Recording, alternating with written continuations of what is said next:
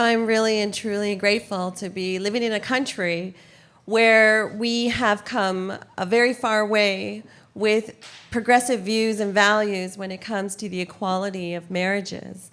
And when I talk about, equality, it's inclusive of same-sex marriages, the empowerment of women and sexual minorities. So today I'm going to share my story of an arranged marriage at the age of 16. I had just turned 16 in November, and my parents suggested an arranged marriage. And it's not something that they had ever discussed before, so it was really new to me.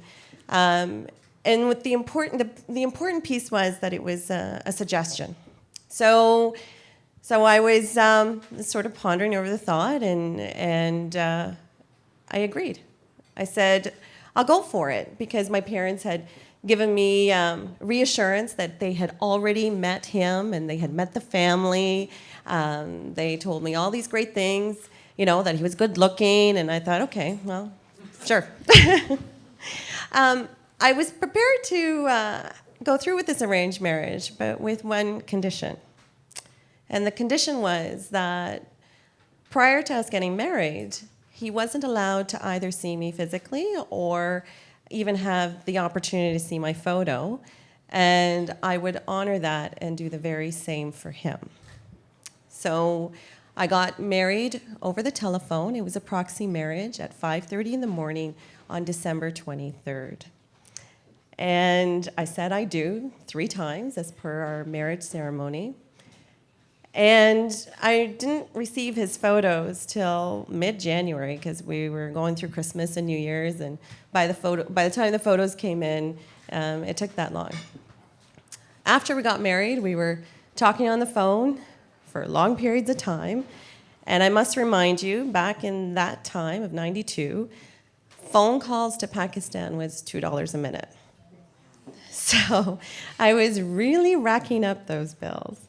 And that's when my parents said, enough is enough. It's about time that our daughter gets to see her husband, spend time with her husband, and get to know him. So in March of '93, I was sent off to Pakistan, very unfamiliar with the culture, and it was a foreign country, and I was meeting my in-laws, who were complete strangers to me. It was an amazing experience. My mother-in-law met me at the airport, and the first thing she said was she came running up, and she's like, "Oh my God, she's actually beautiful." So because it was a shock to them, right? No one really knew what each of us looked like. And the first time my husband ever touched me was I had spiked a fever that day, and I was resting on the bed, and he came to check to see if I still had a fever. So I remember that moment.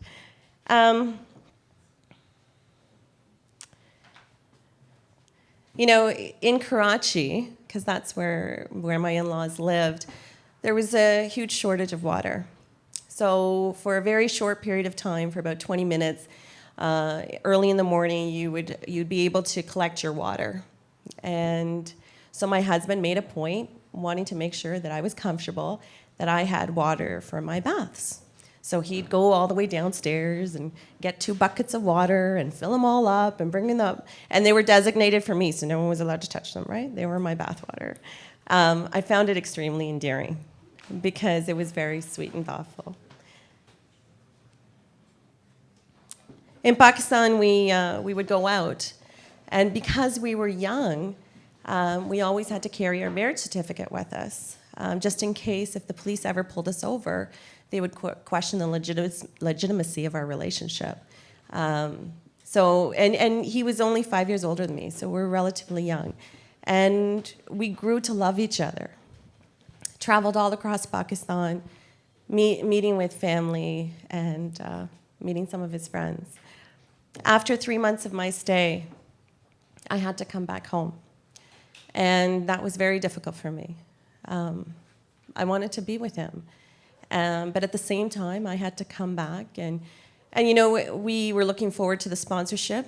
And I gave him reassurance that, fortunately, soon enough, everything would work out and we'd be able to spend our lives together and start that in Canada. So I cried and cried at the airport. And then eventually when I got onto the flight, which was 14 hours long, that subsided until we reached Toronto. Everyone's applauding, and there I am bawling again. It was difficult. Then I was ready to sponsor, so I submitted the application. My father co-signed it for financial support, just to find out that it would be denied.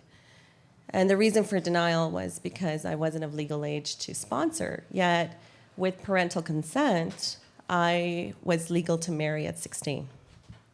So I fought for that, fighting for my right to be with my husband, and then at the same time not having the, and fighting for the right to have my education to continue on in Canada. I was 17, and my husband was granted permission to enter Canada.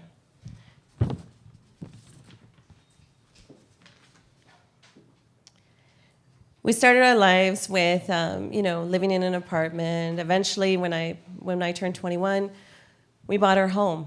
I was pregnant, and we had started our life together. And talking about pregnancy and cravings, I was craving what they call dhebale, which is an Indian appetizer, fried dumplings and yogurt. And the only place that we could actually purchase dhebale were in Toronto on Gerrard Street, the bazaar that has a lot of Indian restaurants and shops. And we would go frequently, and he'd be helping me out, sort of satisfying my craving.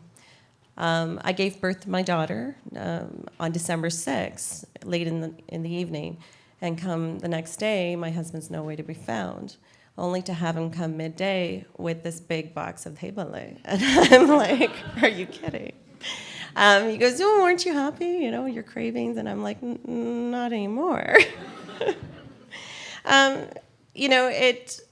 For me, the whole experience, and I am still married to this day. It's 26 years. We're going to be celebrating our 27 years. We have 2 beautiful children. My daughter is 20, and my son is 11. It has been an extremely positive experience for me, because even at the age of 16, my parents gave me that freedom of choice, that sense of empowerment, that I had the ability to choose, even though others may feel that it was probably not an appropriate time, what do I know at 16? But nonetheless, I had that sense of empowerment. And even today, I am who I am. And I do what I do because I share my dreams and ambitions with my husband. And he does the same. And what we do for each other is we support each other. And I don't think I could have found a better partner. I'm truly grateful. So I appreciate that not everyone will have the same story as mine when it comes to arranged marriages. But I believe that because I felt empowered with the choice to marry, it allows me to take responsibility of my decision, and therefore I feel positive. Thank you.